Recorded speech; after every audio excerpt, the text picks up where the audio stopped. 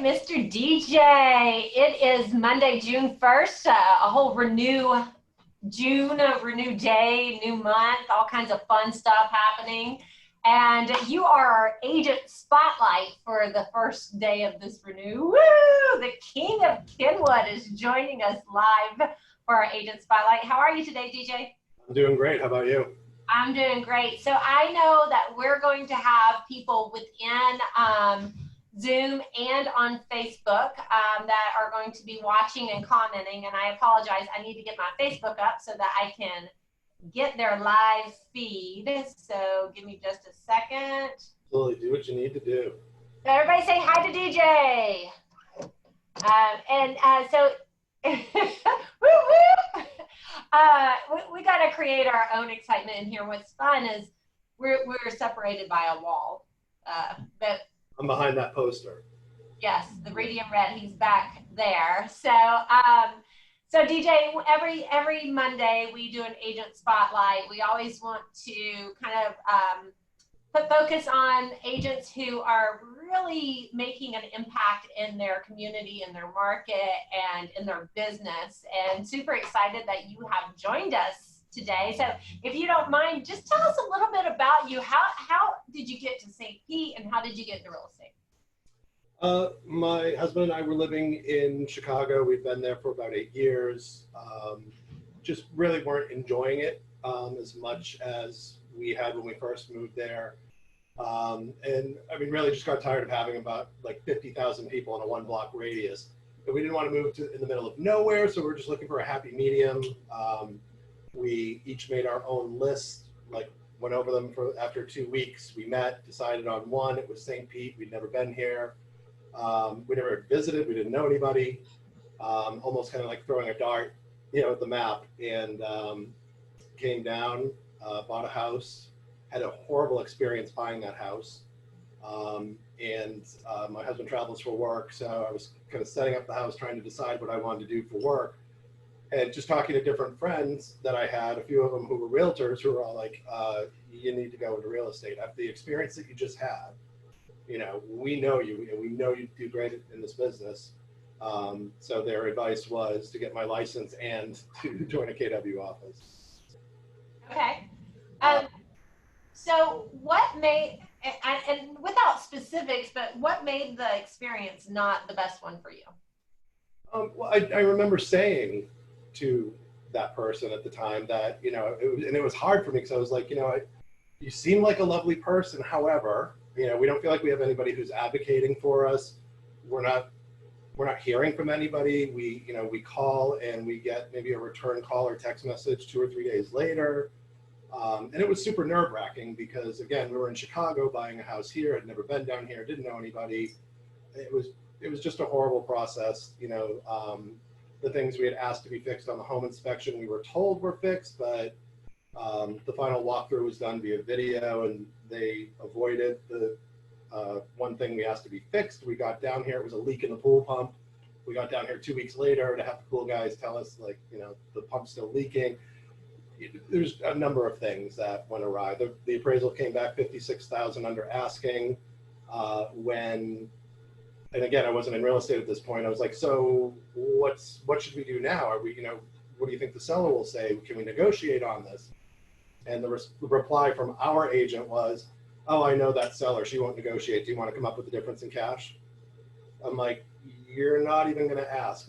Like, I'm having a problem with this. So there are a number of things, but it was basically just really not feeling like we had anybody advocating for us or having our best interest at heart or communicating with us. Yeah, what I heard you say is there was a lack of expectations set. Was that your margarita? Say again? Did you just knock over your margarita? No, it's safely off to the side. Expectations were not set. Communication was not had, and there was no guidance. Right. Or no proper guidance. So how did you take that experience and turn it around to create the real estate business? I'm the personality type.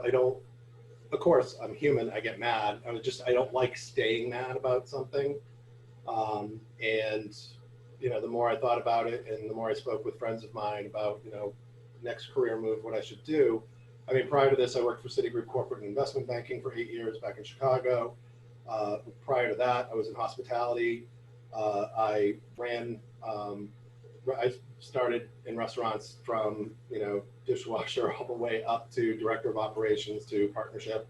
And, you know, I had like the business background.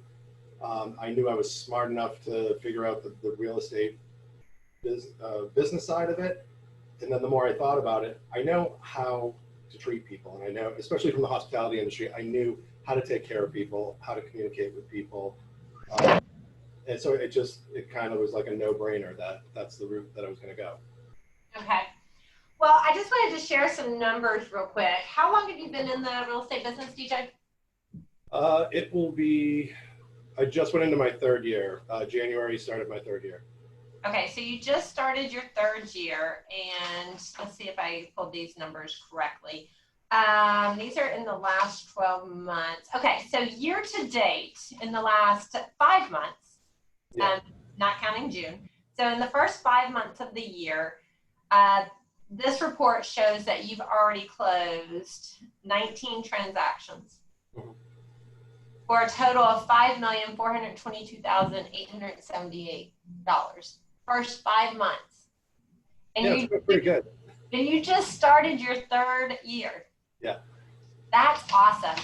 And 8 of those were listings. Mm-hmm. So 8 listings.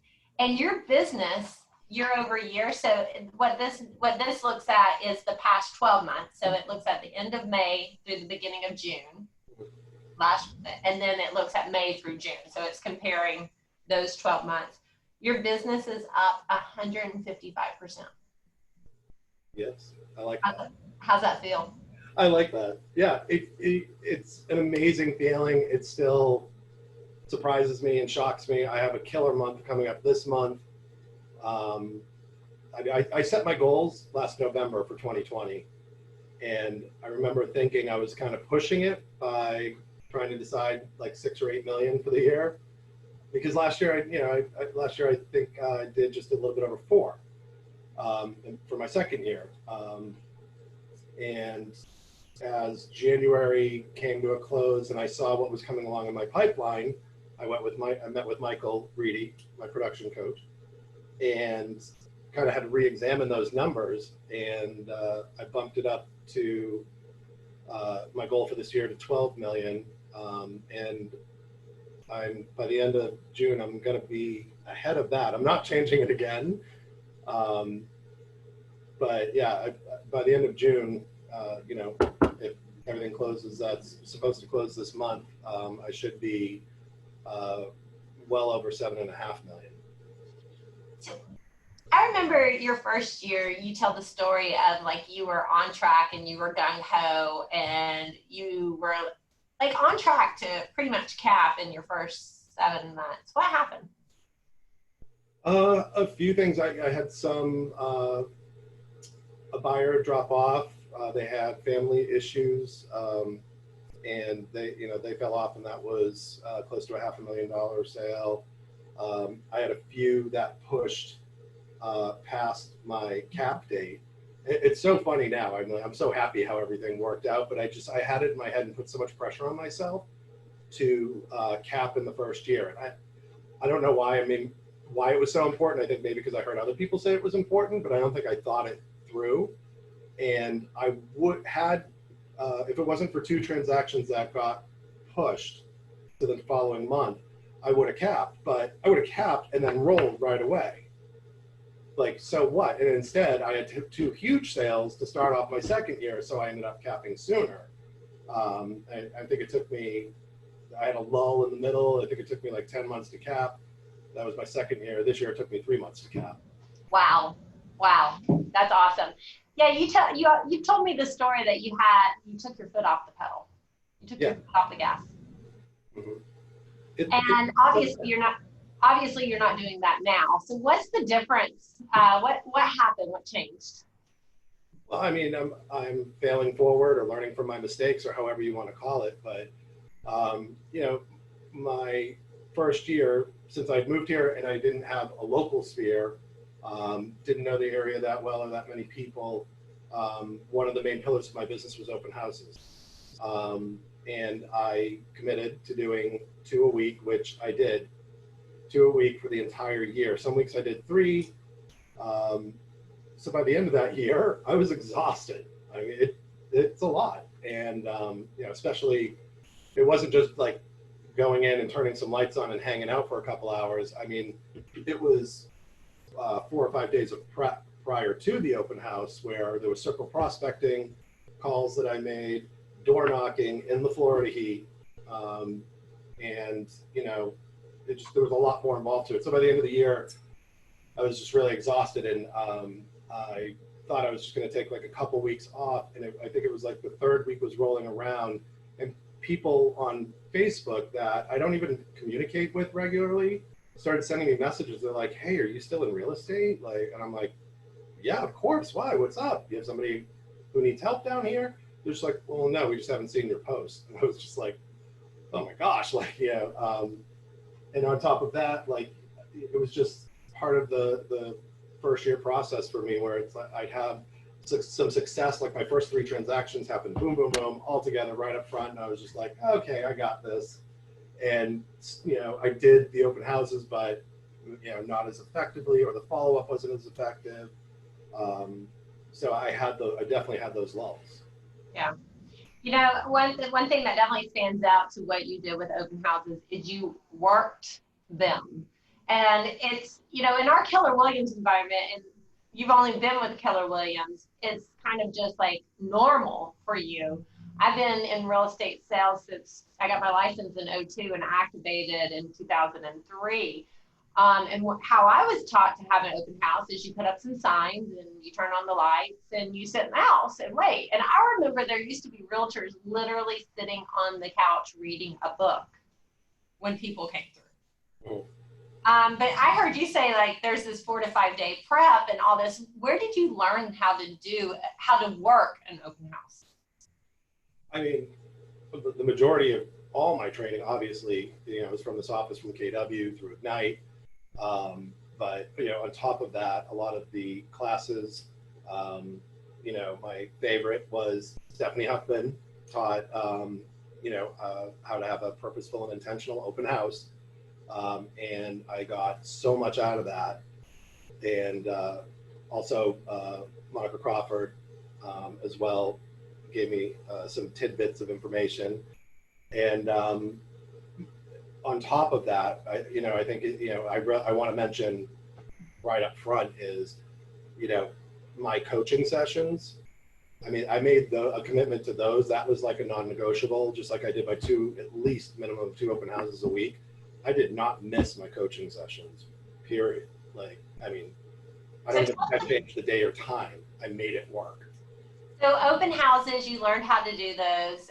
Stephanie Huffman was teaching the open house class. Monica Crawford teaches a great open house class. You're learning that in Ignite. And the difference that I see is that you didn't just learn it, you put it into action. And that's where I think that's the gap right there, is people can sit in the classroom, sit in Ignite, and they're like deaf ears. But you were intentional about taking the information and putting it into play, and it created all this business for you. And then you added coaching on it, a commitment to coaching. And I think in real estate, like, so many people don't even understand what coaching is. So can you dive into that just a little bit and tell us more about who is your coach, and how often are you coaching, and what are you getting out of it? Yeah, well, like I said, Michael Reed's my coach. He is a production coach for the Market Center, and you know, I could be wrong, but typically, from what I understand, once after you cap, you move on, and you know, obviously you can, because I'm still using him as my coach, but you know, there's other coaches. Sometimes people go outside of the office to find coaching. I didn't need to go anywhere. I actually think I probably like dug my nails in, like, I'm not going anywhere. Because, you know, the coaching is amazing. And the reason I didn't want to switch, and still don't want to switch, is because we've built that relationship over time. So, you know, he knows my style, he knows my BS and calls me on it regularly. And I mean, I need that because I can't, what's the word I'm looking for, but I can't hold myself accountable. You know, I can't, it's not effective. So the accountability that I get from coaching is amazing. And I just want to touch back, like you'd mentioned, we're just talking about open house classes. And yes, it was phenomenal information that I received. And not only did I take it and put it into action, but, you know, part of what I got from coaching as well was, you know, a bit of, it helped me gain confidence, and I created a strategy around open houses. So my second year, one of the best things I did was, like, one of the other pillars of my business is farming. So I intentionally had as many open houses, and I believe my second year, I haven't looked at the numbers in a while, but it was something like 96 point something of all my open houses my second year were in my farm, whether they were for this office, my listing, or another brokerage. I did them, and it was the best result because all I heard from people was, from guests who would come in, they're like, "Are you the only agent who works in this neighborhood?" And I'm like, "Yeah, the only one you need to know." That just armed me for when I went on listing appointments. I could look anybody in the eye and say, I can guarantee you, no realtor has worked more open houses in this neighborhood that you want to list in than me. Right. What does that mean to you? That means I have a database, and I believe at the end of the year it was 360 some odd active buyers looking in that specific neighborhood. I mean, that was powerful. So, you know, getting back to tying coaching into that, you know, it was having that coach to hold me accountable, to bounce my ideas off of, you know, helping me, you know, develop my brand, him helping me realize I am my brand, you know, to the point that people in the neighborhood literally now, they see me and they're like, "Oh, watermelon mimosa," because that's always what I start, like, always consistently doing the same thing and marketing myself the same way. I mean, I feel kind of mixed about that because, I mean, my name really is just 2 letters, so it'd be pretty easy to remember DJ, but they remember me by watermelon mimosa, but whatever it takes. Well, and I think I've heard your other name, King of Kenwood. Yeah. So, That started as a joke, and it's still weird to me. Michael's in the room, he's laughing. well, I know it's like Becky McConnell, though. One of the neighbors there called it Becky Park. I have my nickname, BTLE. Jeff Joyner gave it to me. It's on my tag. And so take it and run with it, you know. So go back into the coaching piece for just a second. What do you guys talk about during coaching?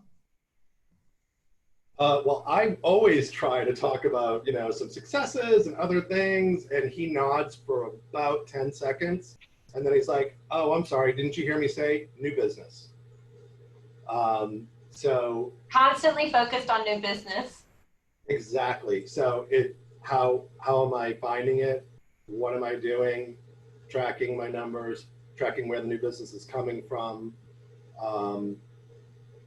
You know, he's honestly, I mean, yes, he's a coach, but I also feel like he is a partner in my business because I really don't think, now I've never thought of it before, but I don't think there's anything I've done in my business like big or major that I haven't bounced off of him. It's just amazing to have. It's like a partner that you don't have to pay, really. Well, I think you pay him. Well, yeah, but that. No, I'm just kidding. I can't say enough. So much of my success. Yes, I did the work. Whenever I try and give him credit, he's always like, "Whoa," rolls his eyes, like, "Whatever, don't hug me." But so much of my success is due to my coaching with him, or his coaching of me. You know, from setting up my farm, you know, walking me through that process and just holding me accountable. I can't say enough. I said it on a post recently that, you know, I think any agent who, you know, isn't coaching, or definitely any agent who joins our office, and isn't in his coaching program is doing themselves a huge injustice. As long as you're going to be committed to it, that's one thing I have to say. There's a big difference. It's like it's going back to the open house classes. People will hear it, and then some people will put it into action. And you're taking the information, and you shared this with me. It's like you don't always believe what he's telling you will happen, but you do it anyways. Yeah, I believe that he believes in it, so I'm like, whatever. Like, I'll have like that negative talk or doubt, whatever you want to call it, in my head, and I'm like, okay, whatever. But he hasn't steered me wrong yet, and I'm like, I haven't come up with a better idea, so I have no real pushback. So there's been times where I still have plenty of self-doubt all the time. The confidence comes really like first year or two, I was just able to pull, like, he believed in me. I'm like, if he believed in me as much as he did, then he must see something.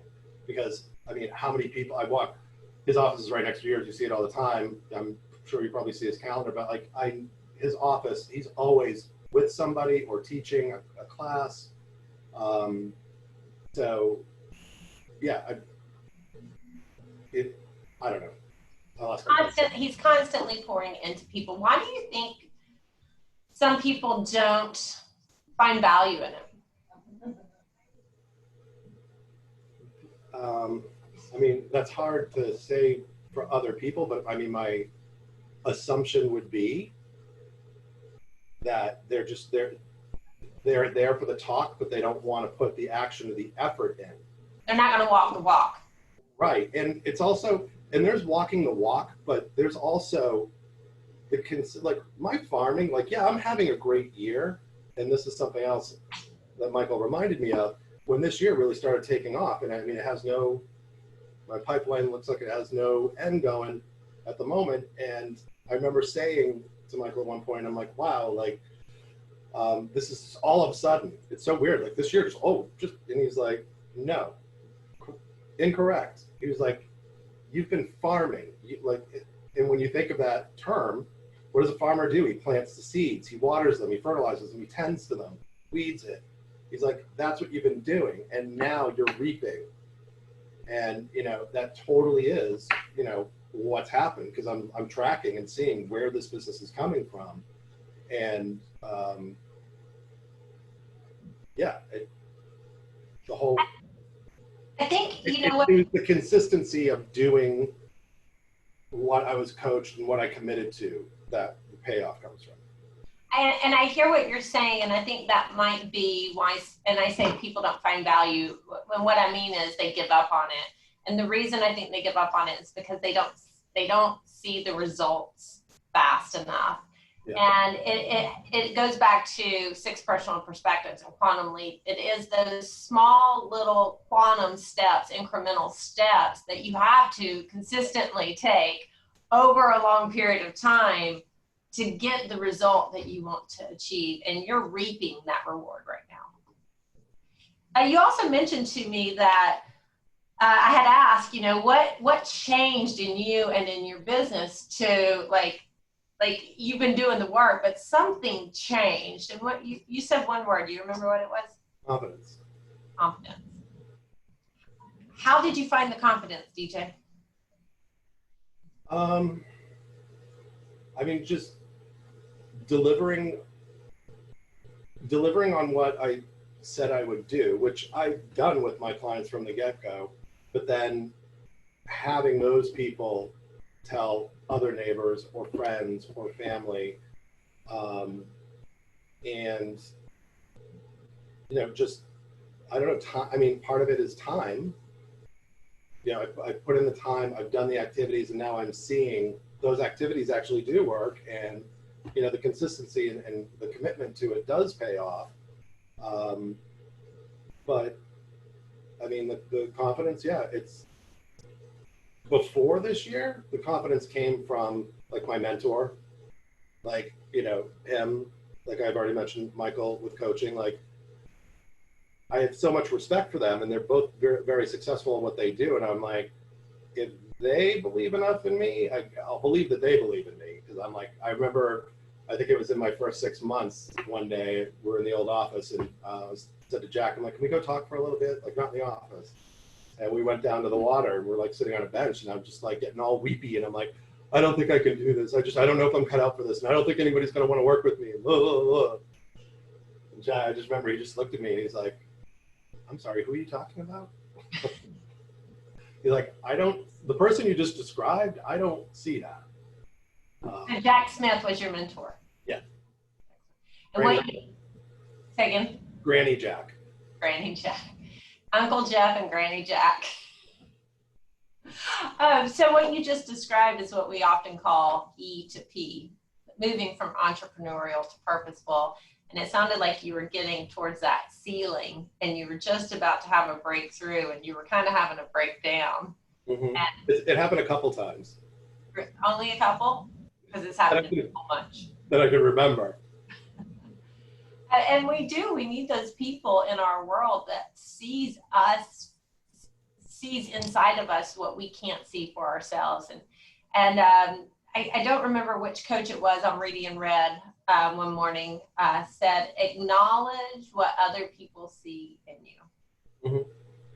And that to me sounds like what you've done. And that's so powerful because it takes a long time to get there, DJ. It takes a long time to accept what other people see in you. Mm-hmm. And it sounds like you've taken that and you run with it. You ran with their belief in you. And that's so awesome. Yeah. And I mean, one other element of that too was there was an agent who, whether real or perceived, kind of dominated my farm area.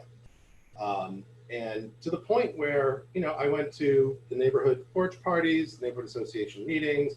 I would door knock for my open houses and for other things. And I mean, especially the first year and a half, I would have people who right to my face would be like, why are you even bothering? This is so-and-so's neighborhood. And I mean, it really, really bothered me inside. I would just smile and I was like, oh, I wasn't aware of that. And just like move on. And to see that like turn to, even just this year where that person who did dominate the neighborhood, I think has had maybe two listings this year in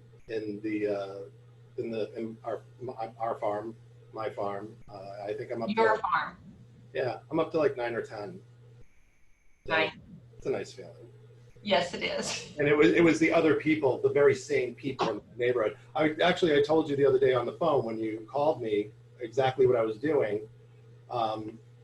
So one of the people who felt like I was wasting my time trying to work into this neighborhood, I have a listing right next to that person's house. And she had a bunch of old neighborhood association newsletters, not old, like relatively new, but extra, brochures and other things about the neighborhood, like stuff that I usually have.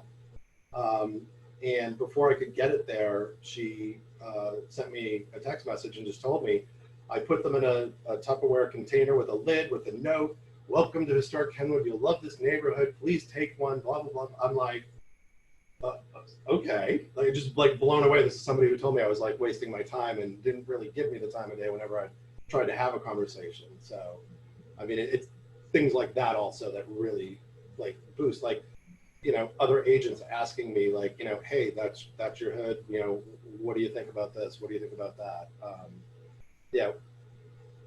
It's weird for me to say. I kind of feel like it's earned as well because I have worked it and I have stayed committed to it. And that's what I think the neighbors saw. The neighbors saw your commitment, your consistency, and felt like it was earned too. And that's how you won them over. And I got to be honest too. I've had some agents who've asked me, they're like, oh, can you talk to me about what you've done farming? Or you probably don't want to since it's a secret. And I got to be honest. And Michael had said this to me. I'm like, well, should I really bother farming my neighborhood? Like so many other people say they're going to do it. So many people say they'll do it and they don't do it. And that's with everything in life. Right. And so it's like, no, I mean, plus nothing I've really done is that huge of a secret, the point is like the fact, like it was just the fact that I did it and I did it consistently that it took and it stuck. So yeah, I don't mind telling people like, my hope is that they do it if that's really what they want, but you got to put in the effort. So I'm going to ask this question, and hopefully we can get some better comments on our Facebook. My question is, what lessons are you learning from DJ's story? What are you hearing? What lessons are you learning? And I'm asking that within Zoom and on Facebook. So DJ, what have been some of your biggest lessons learned in real estate? The most embarrassing one was in my first year. I'm one of these people. I'm just like, I want to make sure I have like the best or the right system for me. So when I joined, it was before Command. We had eEdge.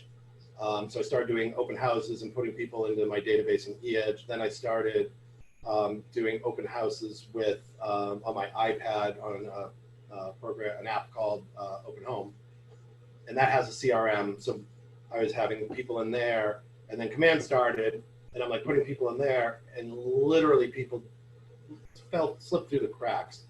2 of which I followed up on with like about a month late. They were 4 to 6 months out when I met them at the open house.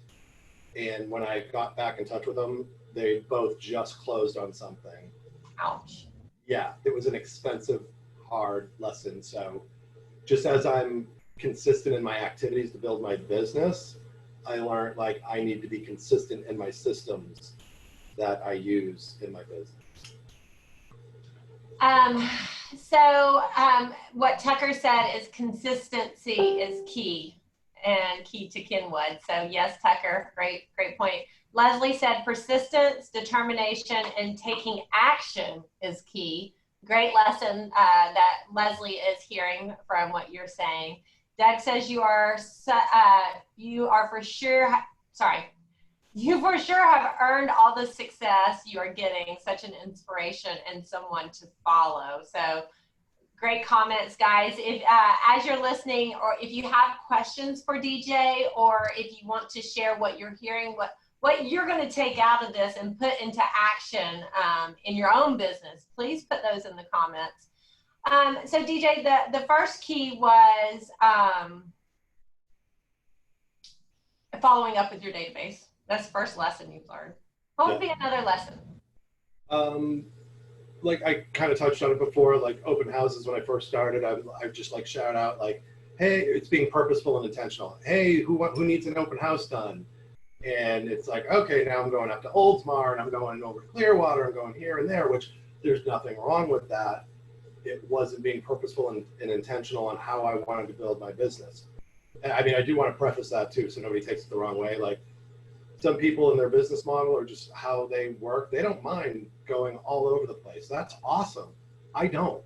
And that's fine for me too. And I'm not suffering from it. I mean, I had a closing up in Oldsmar in January. I mean, I still go out, but I'm intentionally trying to build my business locally. And there's enough business for that. So I don't want anyone to misinterpret when I say that. Like there's nothing wrong with that. I mean, I'm really driving at building relationships in my business because it is a relationship business. So what I heard you say though is you have a plan and you stuck to it. You identified what you wanted to achieve and you stuck to it. Right. So Exactly. Ron Platt says, don't ever let other people discourage you from farming a neighborhood. This is what he learned. Most realtors will get complacent and their marketing will fall off. With consistency, you can take over any neighborhood. He also said that set your farming up for 6 months in advance and look to the Millionaire Real Estate Agent book for further guidance. And your productivity coach. Yeah, absolutely. I mean, that was huge. You know, and I want to preface this too. I mean, some of the things I did and still do in my farm, and I know it's on Facebook Live, so hopefully there's not too many people from my neighborhood watching. But I mean, I'm human too. There's times especially when I'm doing, 2 or 3 open houses over the weekend, to like go to the porch party every Friday, and it's like, I didn't always go for fun. I mean, I always tried to like make sure like there's some of my friends in the neighborhood who were going because it made it more fun. But when I went, and Michael held me accountable to it, it would be like, how many people are you going to speak to about real estate when you get there, or how many contacts are you going to make with people you don't know? And, you know, I remember like, you know, whining and crying about it after like 8 or 9 months of doing it. You know, and it was like an epiphany to me. He's like, you don't have to stay from the time it starts to the very end. And he's like, you know, you go in on your mission, do it. Like one of the best things that I learned was it was almost like leaving a calling card. I noticed that at the porch parties, you bring something to drink and a dish to share. Well, I started getting, it's this crazy delicious espresso cream cake from Mazzaro's. And I would bring that. I'm the only one who brought it. And it, like literally, there were people, I'd bring it, I'd set it up and put it on the table where whoever's house it was at. And people would, they had their Tupperware ready. They cut themselves a piece and put it so they could take it over later. And people knew that was, and I was thinking about writing on the top and I still haven't done it, but like, you know, people knew, oh, DJ was here. He's the one who always brings that. Sounds like you should bring them to your open houses. No, the open houses are always watermelon mimosas. Yeah, that's something else people spoke to me about. Like, you know, it's part of my brand. Again, I'm not saying there's anything wrong with this. You know, for my open houses, I don't do like the mini waters. I get like the nice waters that I like to drink. You know, what is it, $3 more? You know, it's not going to change how I live my life daily if I'm doing that.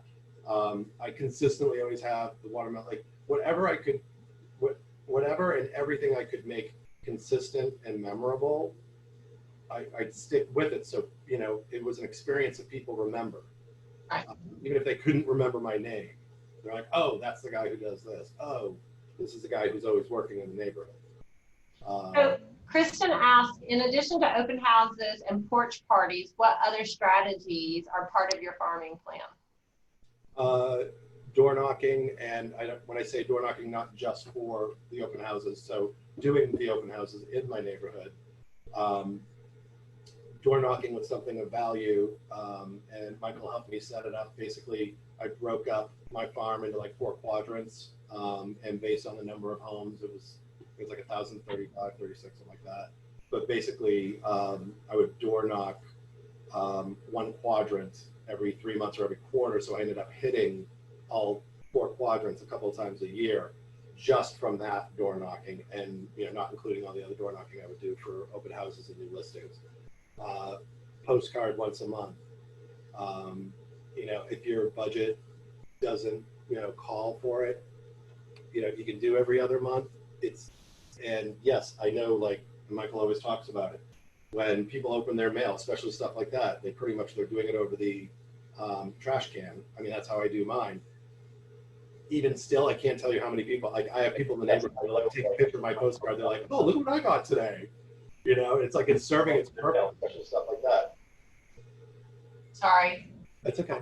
I was trying to fix the Facebook feed and it just, I had to cut it off. So if people ask more questions on Facebook, I won't be able to see them. So postcards, door knocking. Sponsoring events. I mean, recently there's a gourmet popsicle store down here in Central called Hippo. And I got together with somebody else in the neighborhood who has a small business, and we bought like 200 popsicles and did a social media blast just out to our neighbors in the neighborhood association. You know, hey, Memorial Day weekend, you know, let's kick off the holiday weekend on us. Come down and get a popsicle. You know, it went awesome. I mean, there was like 40 people who ended up showing up over an hour period, and it was awesome because there was only maybe 4 or 5 people that I knew. So there was all new people that I met. Oh, that's great. Yeah, and it was just fun, and it was a nice thing. Like people were so appreciative, especially, you know, with the stay-at-home orders where they were just starting to loosen up. Yeah. You know, they just really appreciated being able to come outside, still be socially distanced, and just have something nice, show up with the kids. So, you know, it was fun. I plan on doing more stuff like that. I think like 4th of July, I want to do the Twisted Indian or some kind of food truck to kind of kick off that weekend, or, you know, it's just something to say thank you and give back to the neighborhood. I love that. I love that. Well, DJ, we're going to 3:45 and we're about to wrap up. You've given us a lot of great tips. What I definitely have heard is consistency, taking action, having a coach, having a plan, sticking to the plan.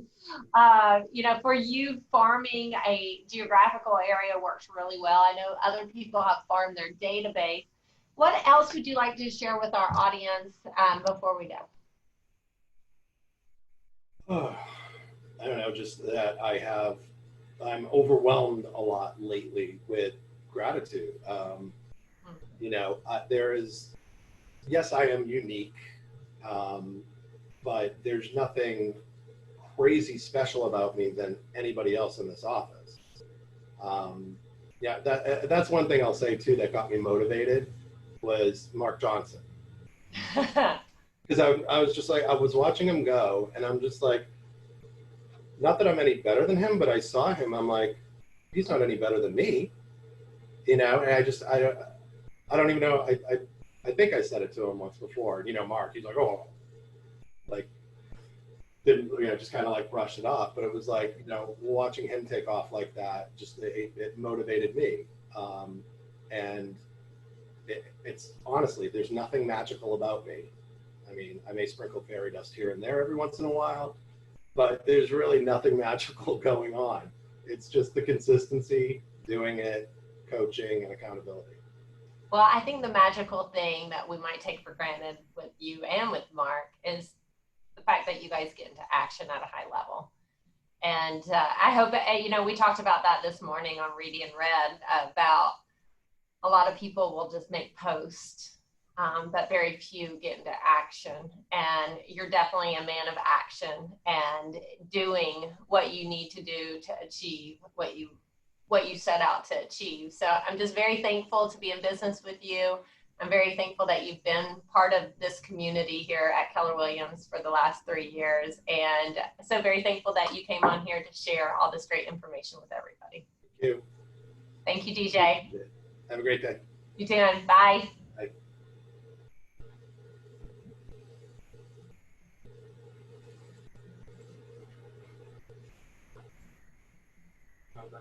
Good.